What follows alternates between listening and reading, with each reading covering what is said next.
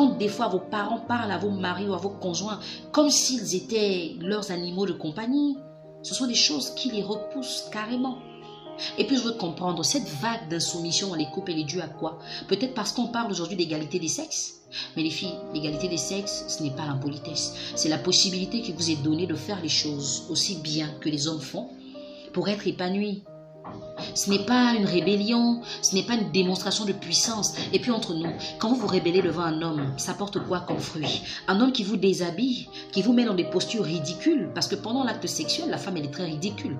Toutes les positions que vous prenez, c'est l'homme qui vous les intime. Mais en plus, ils n'ont jusqu'à toucher 2-3 parties de votre corps et puis vous devenez comme des moutons entre leurs bras. Et pourquoi quand on a fini tout ça, il faut venir maintenant se rebeller, avoir des allures guindées, être imbu de sa personne, parler à son homme comme si on parlait à un adversaire.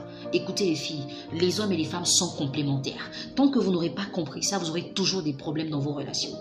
Et puis, la tendresse, c'est quelque chose qui doit être naturel chez la femme. Quand la femme parle à son homme, il doit sentir une différence. Une femme ne peut pas parler à un homme comme un ami parle à son camarade, quoi.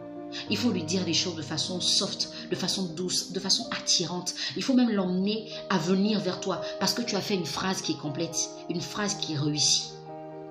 Mais tu ne peux pas être vulgaire, agressive, tu ne peux pas être dure et téméraire et puis vouloir séduire un homme. Non.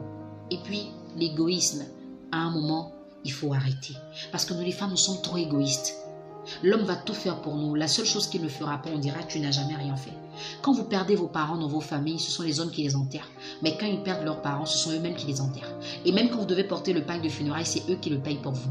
Donc comprenez que les hommes font beaucoup de choses. Ce n'est pas parce qu'un homme n'a pas fait ce que tu espères totalement, ça veut dire qu'il n'a rien fait. Le peu qu'il a fait, il faut le lui reconnaître. Il faut lui dire merci. Déjà le fait qu'il soit dans ta vie, dis-lui merci. Dis-lui merci d'être l'homme qui te fait vibrer, l'homme qui te donne du sourire, du bonheur. Il faut le lui dire.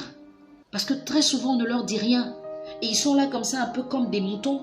Ils nous suivent. On dit je veux ça, ils donnent, je veux ça, ils donnent, je veux ça. Mais les seules choses qu'ils nous demandent, nous ne sommes pas capables de donner. La soumission. La soumission, c'est difficile. Ma chérie, je ne sais pas ce que tes amis te racontent au quartier. Je ne sais pas ce que les gens te font croire. Je ne sais pas qu'est-ce que tu vois sur Internet ou dans les films. Mais écoute, le Dieu qui t'a créé demande d'être soumise. Si tu respectes ton Dieu et si tu l'aimes, obéis à sa parole. Ne le fais même pas pour l'homme qui partage ta vie, mais fais-le pour toi. Parce que c'est ça qui t'ouvre aussi des portes. Et quand tu veux être dans une relation, accepte et comprends que tu es dans un couple.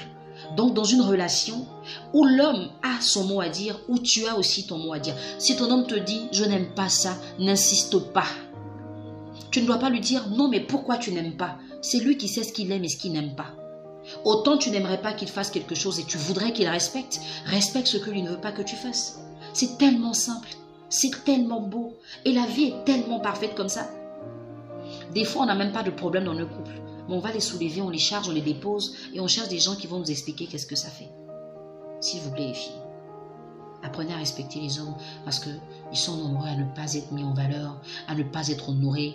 Et ça, ce n'est pas bon. On ne fait pas ça.